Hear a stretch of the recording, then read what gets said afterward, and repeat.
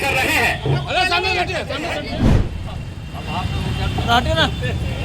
और माननीय सभापति बिहार विधान प्रत्यार्पण कर रहे हैं माननीय मंत्री ग्रामीण विकास विभाग श्री श्रवण कुमार। आज भगवान बिरसा मुंडा की जयंती थी और इस मौके पर बिहार के मुख्यमंत्री नीतीश कुमार के साथ डिप्टी सीएम तेजस्वी यादव पहुंचे थे और बिहार सरकार के तमाम मंत्री बिरसा मुंडा जी की जयंती पर पहुंचे थे।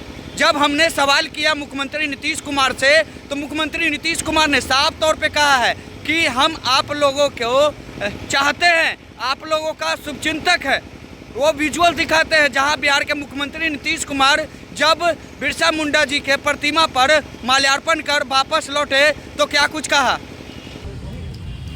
अपनी पुष्पांजलि अर्पित कर रहे हैं मुहिब गिरामी वजीर आला जनाब नीतीश कुमार अपनी अकीदत के फूल पेश कर रहे हैं।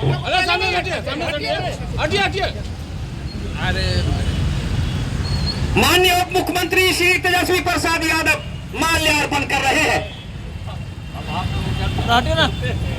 और माननीय सभापति बिहार विधान परिषद श्री देवेश चंद्र ठाकुर माल्यार्पण कर रहे हैं। थोड़ा सामने से हट जाइए सर। माननीय मंत्री भवन निर्माण विभाग श्री अशोक चौधरी माल्यार्पण कर रहे हैं। माननीय मंत्री ग्रामीण विकास विभाग श्री श्रवण कुमार माल्यार्पण कर रहे हैं।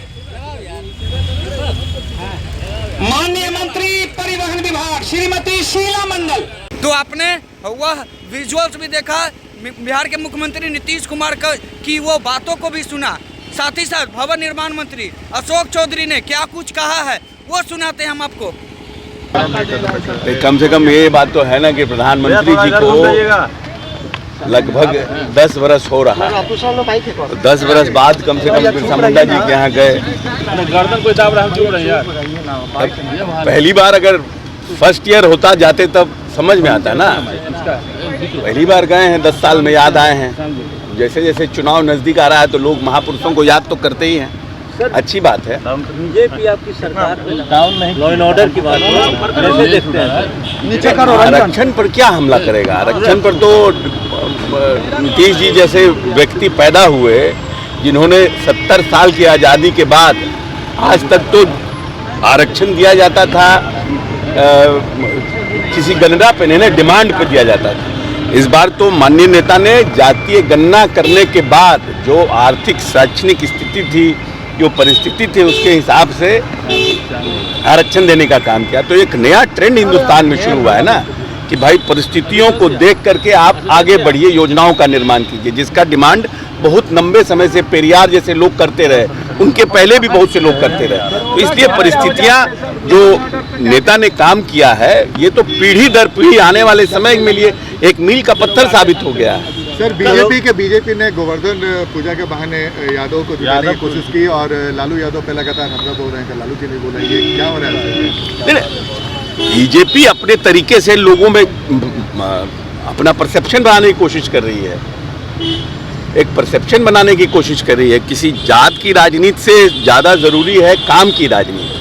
नीतीश कुमार जी ने जात की राजनीति से ऊपर उठकर काम की राजनीति पर जोर दिया है और काम की बदौलत लंबे समय से टिके हुए हैं। जो व्यक्ति काम करेगा वही बिहार पर राज करेगा, जात वाला लोग राज नहीं करते। जमुई में वो बहुत ही दुर्भाग्यपूर्ण घटना है और हम समझते हैं कि वहाँ के पुलिस अधीक्षक सक्षम हैं, क्योंकि मैं वहाँ का प्रभारी मंत्री रहा हूँ। निश्चित रूप से वैसे लोगों पर दबिश बनी हुई है और उन लोगों पर कार्रवाई होगी और वैसे जितने भी इस तरह के बालू माफिया हैं उन सब पर सरकार सख्त है। और शिक्षा मंत्री ने कहा कि ऐसी क्या आप अपने माता पिता बनने का इंतजार कर रहे हैं? ओएसएस फर्टिलिटी ने लगभग 90,000 जोड़ों के जीवन में खुशियां भरती हैं। आज ही 8929755101 पर कॉल करें। ओएसएस फर्टिलिटी के कम लागत वाले IVF उपचार की सहायता से अपना सपना पूरा करें और सभी को खुशखबरी दें। पनोरमा ग्रुप, जो सोचता है वो करता है। ये लो मुंह मीठा करो, आज मैंने अपना जॉब छोड़ दिया, अब हम पूर्णिया वापस जाएंगे। जॉब छोड़ दिया है? मतलब ये घर कैसे चलेगा? हम करेंगे क्या? और माँ बाबूजी क्या बोलेंगे? इसलिए मैं एक और मिठाई का डब्बा लाया, अपने बिजनेस के लिए लोन अप्रूव हो गया। अरे लोन अप्रूव हो गया वो तो ठीक है, लेकिन पूर्णिया में हम रहेंगे कहाँ? अपना घर भी तो नहीं है वहाँ। इसलिए तो एक और मिठाई का डब्बा अलग से लाया हूं। हमने पूर्णिया में घर ले लिया है, पूर्णिया के ई होम्स पैनोरमा में। पूर्णिया में पैनोरमा ग्रुप लेकर आए हैं ई होम्स पैनोरमा। बड़ा घर, आलीशान जिंदगी और अत्याधुनिक सुविधाओं के संग। अरे अब क्यों मुंह मीठा करवा रही हो? क्योंकि हम घर वापसी जो कर रहे हैं। घर वापसी की खुशी पूर्णिया में ई होम्स पैनोरमा के संग। ई homes panorama, luxurious lifestyle redefined.